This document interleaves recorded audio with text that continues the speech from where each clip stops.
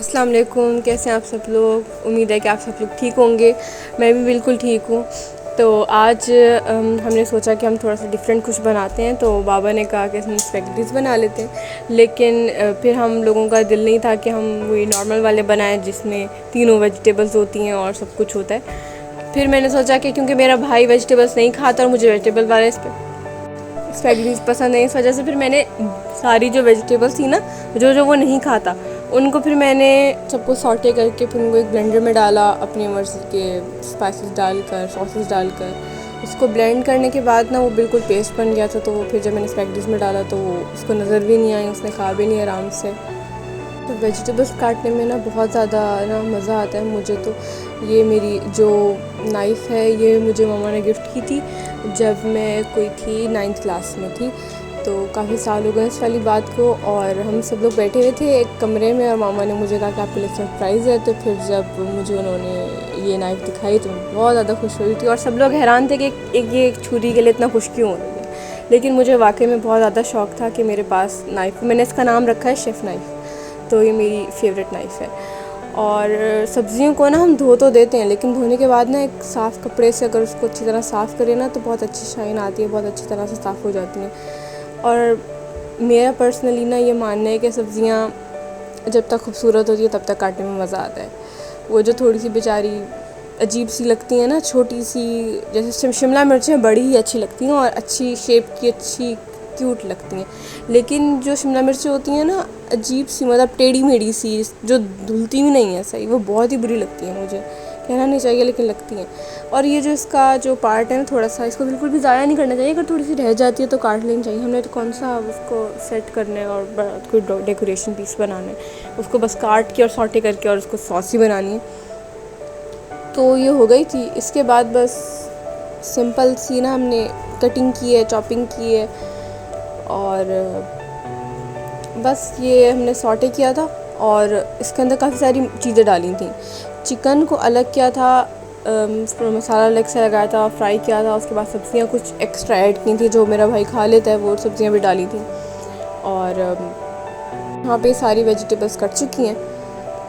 और फिर यहाँ पर भी मैंने इनको सॉटे किया था। बाद में अगेन एंड अगेन मैं की बात बोले जा रही, और मैं क्या बताऊँ, क्योंकि मेन रेसिपी का जो ट्विस्ट था वो यही था कि मैंने फ़र्स्ट टाइम वेजिटेबल को सॉटे करके वो किया, और मेरे भाई ने खा भी ली क्योंकि इसकी ऐनक लगी हुई है इसको, और इसका नंबर बढ़ गया है, इसकी नज़र कमज़ोर है और ये सब्ज़ियाँ नहीं खाता, और जो कि बहुत बुरी बात है। इस वजह से मुझे छुपा छुपा के चीज़ों में सब्ज़ियाँ डालनी पड़ती हैं। फिर हमने चिकन काटा था। चिकन मैंने लिया था अंदाज़े से, बस बाबा ले आए थे और वो साफ़ सुथरा रखा था, तो मैंने वो चिकन काटा था। गार्लिक सबको पता है मैं बहुत शौक़ से खाती हूँ गार्लिक। और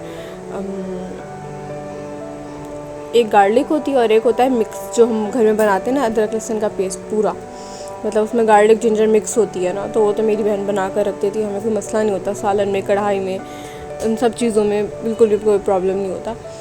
उसके अलावा अभी मैं नेक्स्ट वीडियो बनाऊंगी अपने हॉस्टल एसेंशियल्स की, और हॉस्टल में मैंने क्या क्या चीज़ें रखनी है, हॉस्टल का मैंने क्या क्या चीज़ों की ज़रूरत होती है। क्योंकि मैं यूनिवर्सिटी से काफ़ी दूर रहती हूँ, तो मैं यूनिवर्सिटी के करीब रहने के लिए हॉस्टल में रहती हूँ।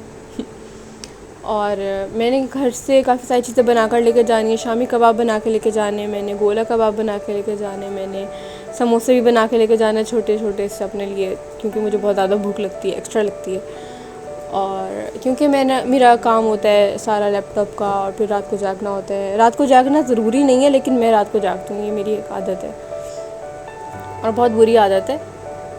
बाकी मैंने एक वीडियो इसलिए बनाई है ताकि हम लोग थोड़ी बातें कर सकें, और मैं कुछ अपने बारे में आपको बता सकूँ, आप लोग भी मुझे अपने बारे में कुछ बताएं। तो ये मेरा जो है ना छोटा सा मसालों का डब्बा है, जिसमें से मैंने सिर्फ नमक ही डाला था।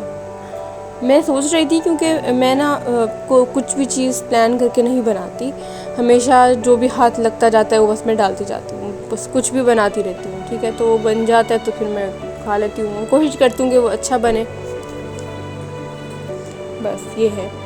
इसके बाद हमने ये क्या था, मैंने बेकिंग ओवन में ना उसको आप लोग मतलब कि सेट करके उसको रख सकते हैं, उसको रोस्ट कर सकते हैं, वो ज़्यादा अच्छा रहता है। लेकिन ओवन क्योंकि हमारे पास इस वाले घर में नहीं है, ओवन मेरे नानों के पास है, तो मैं सारी चीज़ें वहाँ जाके करती हूँ ओवन की। और बेकिंग की भी चीज़ें मैं लगाऊंगी, मेरे नान फताइयाँ भी बनानी है। तो मैं कोई ऐसे एक्सपर्ट तो नहीं हूँ, लेकिन मैं बना लेती हूँ, कोशिश कर लेती हूँ। तो ये भी मैंने कोशिश की थी कि ये मैं बना लूँ, और ये बहुत मज़े के बने थे। स्पैगेटी अच्छे बने थे, मतलब लाइट से भी थे और हेल्दी थे। हेल्दी तो नहीं कह सकते क्योंकि मैदे के होते हैं spaghetti, but way better than anything else.